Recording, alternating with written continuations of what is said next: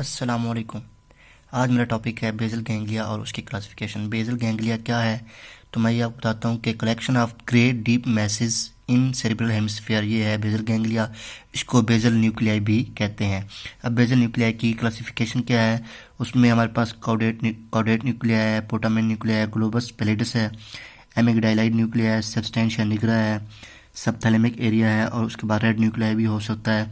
तो इस तरह अब कॉडेट न्यूक्लियाई और पोटामेन न्यूक्लियाई को दोनों को मिला के न्यूस्ट्राइएटम कहते हैं।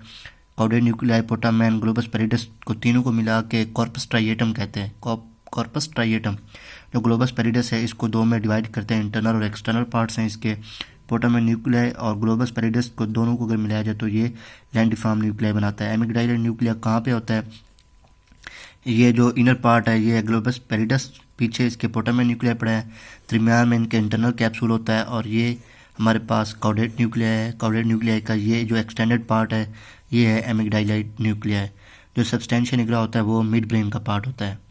उसके बाद मैं आपको लेके जाता हूँ कि इसकी वर्किंग कैसी होती है। बेसल गैंग्लिया के जो न्यूरोनल सर्किट्स हैं वो क्या हैं। इसके दो न्यूरोनल सर्किट्स हैं, पोटामेन सर्किट और कॉडेट सर्किट। जो पोटामेन सर्किट है वो स्किल्ड मूवमेंट्स, बॉडी की जितनी भी स्किल्ड मूवमेंट्स हैं उसके साथ वर्क करता है, डील करता है। और जो कॉडेट न्यूक्लिया है या सर्किट है वो कॉग्निटिव, बॉडी की कॉग्निटिव मूवमेंट्स, जो थिंकिंग है या इस तरह की जो एक्टिविटी है उसके साथ ये डील करता है। अब मैं इसके आपको सर्किट्स दिखाऊंगा बाकायदा।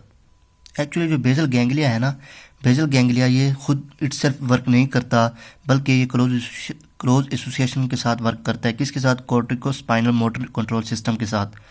फिर ये क्या करता है कि जो मोटर सिस्टम से जो आउटपुट आ रही होती है स्पाइनल कॉर्ड की तरफ, तो वो क्या करती है, वो पास होके जाती है किसके दरमियान, जो स्पेस होती है कॉडेट और पोटामेन न्यूक्लियस के दरमियान स्पेस होती है, उसको कहते हैं internal capsule of the brain, वहाँ से पास होके जाती है। अब मेरे पास है न्यूरोनल सर्किट्स। कौन सा? पोटामेन सर्किट। अब मैं आपको यहाँ से पोटामेन सर्किट कराता हूँ। ये मेरे पास तमाम एरियाज़ हैं, pre frontal area, pre motor supplementary, pre motor area, somatosensory area. अब इस पोटामेन न्यूक्लियाई के पास सिग्नल्स कहाँ से आएंगे? प्री मोटर और सप्लीमेंट्री एरिया से आएंगे, प्री फ्रंटल से आएंगे, जो मेन आ रहे हैं सोमैटोसेंसरी से आएंगे। वो क्या करेंगे इसको आगे। एक्चुअली ये होता है कि जो बेसल गैंग्लिया के इनपुट होती है ना, वो इनपुट आती है मोटर कॉर्टेक्स से, इनपुट भी वहीं से लेता है और आउटपुट भी उसी को ही देता है। और इन रिटर्न मोटर कॉर्टेक्स जो होता है ना, वो अच्छे से स्पाइनल कॉर्ड को अपना सिग्नल्स भेजता है और वर्किंग कराता है किसकी? मसल्स की कंट्रैक्शन वगैरह, बॉडी की पूरी मूवमेंट्स, इस तरह।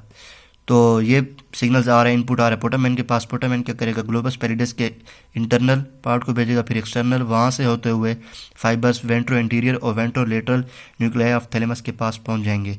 इसके पास जाएंगे डायरेक्ट या इनडायरेक्टली। ये क्या करेंगे? एक एंसिलरी सर्किट होता है जिसमें सबथैलेमस और सब्सटेंशिया निग्रा भी इन्वॉल्व होते हैं। सब्सटेंशिया निग्रा डोपामिन के वो सिक्रीशन के लिए स्पेसिफिक है।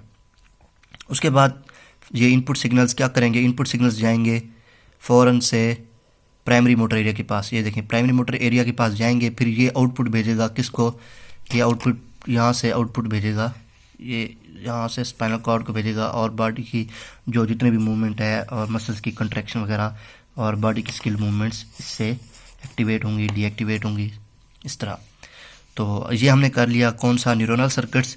ये जो जो पोटामेन सर्किट है ये किसके साथ डील करता है? बॉडी की जितनी स्किल्ड मूवमेंट्स हैं, जितनी भी राइटिंग मूवमेंट्स हैं, अल्फ़ाबेट हम लिखने होते हैं, फुटबॉल को किसी को पास करना है, बास्केटबॉल देनी है, हैमरिंग ऑफ नेल्स है, सीजर से हमने कटिंग करनी है, इस तरह से। और वॉलंटरी मूवमेंट्स ऑफ आइज के साथ ये डील करता है कौन?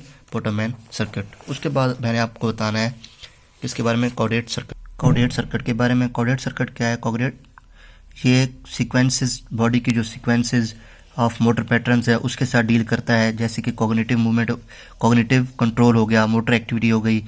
कॉग्निटिव कहते हैं थिंकिंग को, कि हमने जो थिंकिंग वाला काम होता है ना वो कॉडेट सर्किट कराता है। जैसे कि कोई डिसीजन लेना है, अर्ली डिसीजन लेना है, तो ये वर्किंग में आएगा।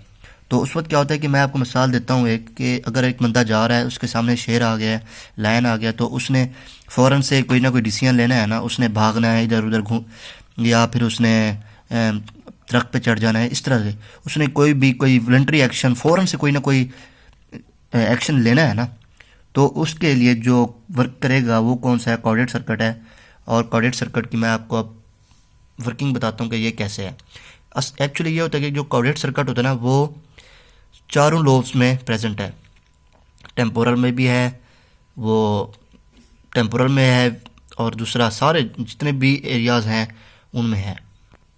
वो हमारे पास टेम्पोरल में भी होता है, ऑक्सीपिटल में भी होता है, सोमैटोसेंसरी और मोटर चारों में प्रेजेंट होता है। तो इसलिए इसके पास जो सिग्नल्स आएंगे कॉर्डेट सर्किट के वो चारों से ही आएंगे। इनपुट सिग्नल्स आएंगे, ये इनपुट सिग्नल्स जाएंगे ग्लोबस पेरिडिस के इंटरनल कैप्सूल के पास, इंटरनल कैप्सूल से एक्सटर्नल में फिर पास आउट होंगे towards ventro interior ventrolateral nuclei of thalamus के पास। और इसने क्योंकि जल्दी में कोई ना कोई एक्शन लेना होता है, तो इसलिए क्योंकि शेर आया है तो उससे हमने बचना है, तो फ़ौरन कोई ना कोई हमने एक्शन लेना है, तो इसलिए जल्दी से सिग्नल भेजने किसके पास, प्री मोटर और सप्लीमेंट्री जो मोटर एरिया उसके पास, ताकि फ़ौरन से कोई ना कोई एक्शन लिया जाए, वरना शेर ने खा जाना है। तो इसलिए उसके बाद ये सिग्नल जाते रहेंगे प्री मोटर एरिया के पास, ये जो प्राइमरी मोटर एरिया के पास जाते रहेंगे। जो pre motor supplementary motor area के पास जाएंगे तो फ़ौरन से उसने स्पाइनल कॉर्ड को कोई सिग्नल्स भेजने हैं और फिर कोई ना कोई जल्दी में कोई ना कोई एक्शन लिया जाएगा। तो इस तरह से हमने सर्किट्स कर लिए, बेसल गैंग्लिया बताया कि क्या था, उसकी फंक्शनिंग क्या थी और उसकी क्लासिफिकेशन क्या थी। उसके बाद हम नेक्स्ट पार्ट अपना क्लिनिकल्स के साथ करेंगे। अल्लाह हाफिज़।